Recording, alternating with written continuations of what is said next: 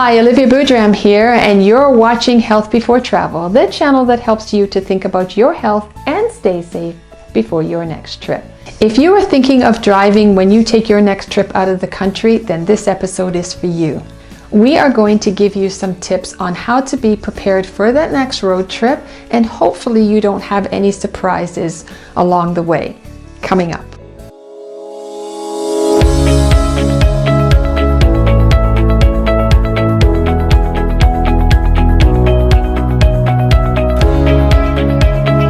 Today we have a question from SWC, and they say, great idea and need for this channel.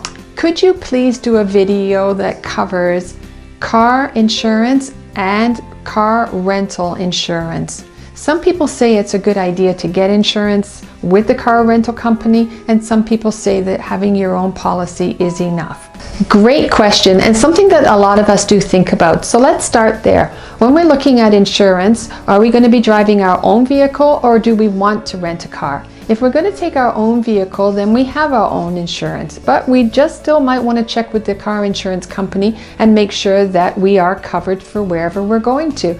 If you decide that you want to rent a car, then when you're renting the car, you know, what is it from your policy that actually transfers over to that rental car?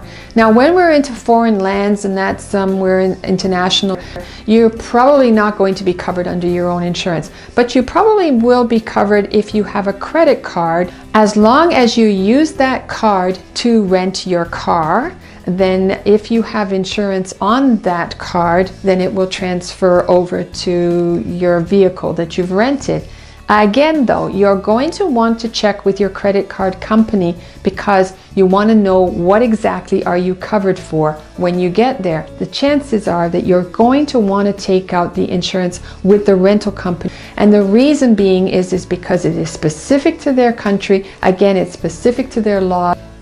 And a lot of times they will add on top of that something like damage. And that means any type of damage that happens to the car, then it will be covered. And you're going to want to take that out. I know it's a little bit more, it's a little bit expensive, but for peace of mind, you're going to want it. Another thing that you might want to consider when you're traveling away from home is, do you need what's known as the International Driver's Permit or International Driver's License? The International Driver's Permit is actually used in conjunction with your own driver's license. It is valid for only 1 year, and therefore your driver's license cannot be expiring within that year. It's really very easy to get, actually. A lot of the automobile associations out there will cover it, as well as you can go online and get the application. You can fill out the application. I believe it's around $15, somewhere around there, to get it, so it's not that expensive.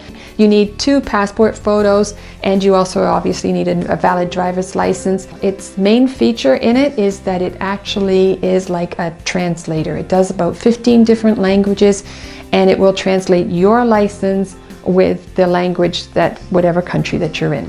Another consideration when you're driving into these foreign lands is the laws. You want to make sure you know the laws of these countries.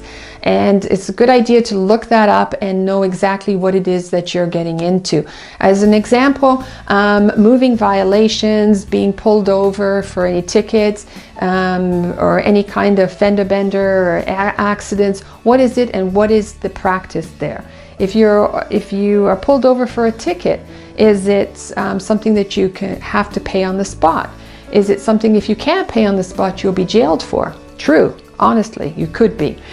Is it somewhere where you can actually pay at a later date? Some countries, actually, you're not allowed to leave the country until you pay it. So whether you pay it there or whether you pay it when you get back to your hotel, however, you're just not leaving the country till you do pay it. So again, you might want to, you definitely want to know that. The other thing too is the photo radar. A lot of the European countries have that, so you may not even know that you got a ticket. And so that's something else that you could be presented at customs when you're trying to leave the country, as well as when you're trying to cross the border. You might not be able to because you actually have this outstanding ticket that you didn't even know that you had. The practice is that you definitely want to know the countries that you're going to. How do they drive? Do they drive on the left side? Do they drive on the right side of the road? Is the steering wheel on the left or on the right? In the European countries, they have stick shift.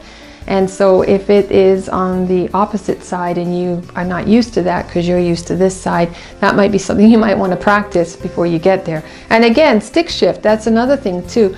A lot of cars here in North America are actually automatic, so a lot of people don't even know how to drive stick shift. A lot of cars over in the European countries are stick shift, and so in order to get an automatic car, usually to rent one of them is considerably more expensive than getting the stick shift one.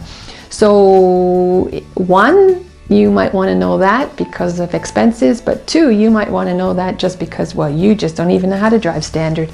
So you want to take that into consideration as well. Just learning about how to drive on those roads. They have a lot of roundabouts. What are the rules of the roundabouts? You know, how do you enter? How do you exit? It can be really quite confusing. So that's something else that you want to consider as well. Alcohol. Alcohol is a huge one as well. In some places, there is no tolerance for alcohol. In some countries there's a limit, and in some countries it just really isn't enforced at all. And there is everywhere it's not tolerated, but some places it's just really not enforced. And so you will get people who will drink and they will drive, and it's no big deal to them. They're used to their roads. They're used to driving that particular road. You're not. This is all new to you. So advice, when you're driving in unknown regions, it's probably not a good or safe practice to be driving at night, especially when you cannot see what's on either side of the road, and those roads are very narrow, so not a good idea for you to be on those roads. Another thing that you want to consider as well is roadside assistance. Is it available? Is it available through the car rental company? Just ask them, and just make sure that if you break down or you have any kind of accident, that there is some way to get assistance to you. Yes, you can have the GPS map, and yes, they're great and it's handy to have them and they're very convenient, but don't forget to take that paper map as well, because sometimes you're in an area where the GPS just doesn't work. There's no satellites there and you just don't want to be lost at all. So as long as you have a map and something as a backup, make sure you have that as well. A lot of us, most of us, I'm going to say, are very kind-natured people. And so if we were traveling along and we actually saw that somebody needed our assistance, if there was a mishap, a breakdown, an accident or something, our instincts would tell us to pull over and to help them. And I'm going to tell you that that's probably not a very good idea nor a very good practice. A lot of times, I'm going to say a lot of times because it does happen a lot more than gets reported, and that is that these incidences or these mishaps actually are staged, and when you do get out your car to assist in them, well, you're robbed, you're stabbed, you're killed, you're carjacked, any number of things that can happen to you. And all because of your Good Samaritan nature. So the best practice that you can do there is, you happen to come across a situation like that, is to drive to your nearest gas station or emergency facility and just to alert them and let them know where that accident is or where that person needs assistance, and let them go and help them out. But do not pull over, especially, like I say, if you're in a strange country, you're in a strange area, and you just don't really know your surroundings and you're out there, it's probably not a very good practice. I hope that the information I brought to you today has been extremely helpful and has gotten you to think about your next trip and making sure that it is as safe as possible and that you go prepared. If you found this really helpful as well, please go ahead and share this channel with your friends and your family and your whole network, because that's what it's about. We are trying to reach as many people as possible, just because we're all about hopefully getting you in your next trip there as safe as possible. Hit that subscribe button and then hit the little bell that's next to it, because that will give you a notification that I have just uploaded a new video, because I do this every week. I come to you and I let you know a new topic. And the best way for me to bring up those topics is if you comment below and just tell me what it is that you want to talk about. What are some of your own experiences? What is something that you have a question about? Anything. Thank you so much for being here. I love being here with you every week, and I will see you again next week. But in the meantime, don't forget, I want you to think about your health, and I want you to stay safe before your next trip.